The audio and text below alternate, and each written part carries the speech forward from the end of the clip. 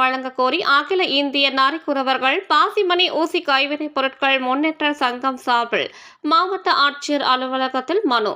கரூர் மாவட்டம் பஞ்சாமாதேவி வேட்டைக்காரன் புதூர் பகுதியில் சுமார் 100 குடும்பத்துக்கும் மேற்பட்ட நரிக்குறவர் வகுப்பை சார்ந்தவர்கள் அதிக அளவில் பல ஆண்டுகள் வசித்து வருகிறார்கள். இப்பகுதி மக்கள் கைவினைப் பொருட்கள், ஊசி, பாசி, மணி, பல்வேறு விதமான பொருட்களை உருவாக்கி விற்பனை செய்து வருகிறார்கள். மேலும் இவர்களுடைய வாழ்வாதாரம் மேம்பட தமிழ்நாடு அரசு சில மேம்பாட்டு திட்டத்தின் கீழ் இணையதளம் வழியாக மானியத்துடன் கூடிய உதவித் தொகைகளை வழங்கி வருகிறது. மேலும் இந்த பொது மக்களின் வாழ்வாதாரம் உயர்வடைய சுமார் 10 நபர்களுக்கு ஆன்லைன் மூலமாக பதிவு செய்யப்பட்டு அருகில் உள்ள பஞ்சாமாதேவி இந்திய ஓவர்சீஸ் வங்கியில் மானிய கடன் கேட்டு விண்ணப்பித்துள்ளார்கள். இந்த வங்கியில் பணிபுரியும் மேலாளர் தாங்களுக்கு மானிய கடன் வழங்க முடியாது என்று புறக்கணித்து வருவதாக குற்றம் சாட்டினார்கள். நாங்கள் நரிக்குறவர் காலனிலேருந்து வரோம். கரூர் வேட்டைக்கார புதூர். அதில் நாங்கள் ஒரு 30 ஆண்டு காலமாக வசித்து வரோம். எங்களுக்கு எந்த ஒரு அடிப்படை வசதி இல்லாமல் ரொம்பவும் கஷ்டமாக வாழ்ந்துட்டு வரோம். பஸ் ஸ்டாண்டில் உட்கார போனாலும் எங்களுக்கு இடம் விட மாட்டாங்க, அங்கேயும் தொட்டுவாங்க செய்வாங்க ஐயா. இப்போ ஆண்டு காலத்தில் இப்போ இந்த 75 ஆண்டு காலமாக இப்போ தான் எங்களுக்கு எஸ்டியில் எங்களுக்கு பழங்குடியின இதில் சேர்த்துருக்காங்க.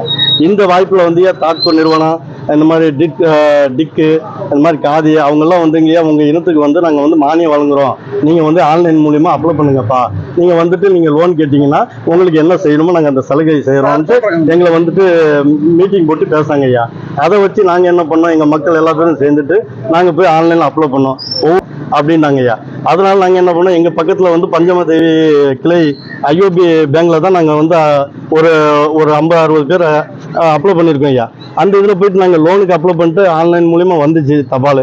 அப்புறம் அவங்க என்ன சொல்கிறாங்கன்னா, எப்பா இந்த மாதிரி ஸ்கீம்லலாம் எங்களுக்கு தர்றதுக்கு வாய்ப்பு இல்லை, நீங்கள் ஏன் இங்கே போட்டீங்க அப்படின்ட்டு எங்களை ஒரு தரகுரமாக பார்த்தாங்க.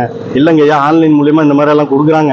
எல்லா இடத்துலையும் எங்கள் மக்கள் எல்லாம் திருச்சியில் வாங்கியிருக்காங்க, கோயம்புத்தூரில் வாங்கியிருக்காங்க, இந்த மாதிரி திருவண்ணாமலை எல்லா ஊர்லேயும் வாங்கியிருக்காங்க ஐயா. எங்கள் சமுதாயத்தில் நாங்கள் இன்னும் லோன் வாங்கினது கிடையாது.